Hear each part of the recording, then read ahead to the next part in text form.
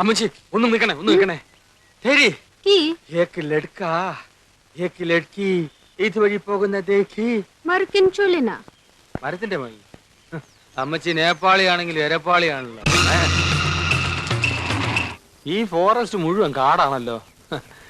ഏത് മറവിൽ ഒളിച്ചാലും ഈ അരശുമൂട്ടി അപ്പുക്കുട്ടൻ നിന്നെ പുല്ലുപോലെ കണ്ടുപിടിക്കും. ആഹാ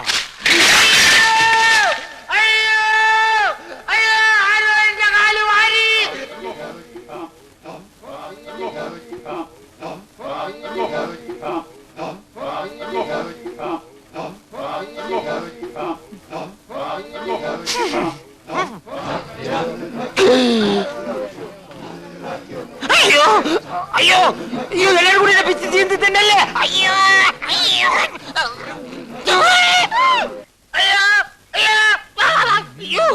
എന്നൊന്നും ചെയ്യല്ലേ, എനിക്ക് വയ്യ.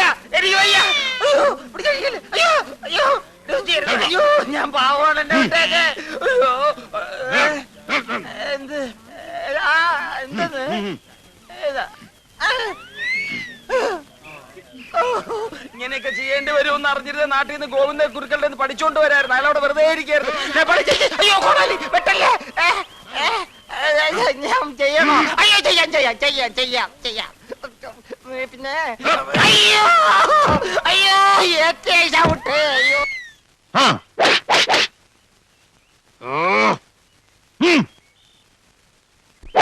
അയ്യോ പരീക്ഷിക്കല്ലേ, ഞാൻ എന്ത് വേണേലും പഠിച്ചോളാം. ആദിവാസിയോ ഓൾഡ് വാസിയോ എന്ത് വേണേലും ആകാം. അയ്യോ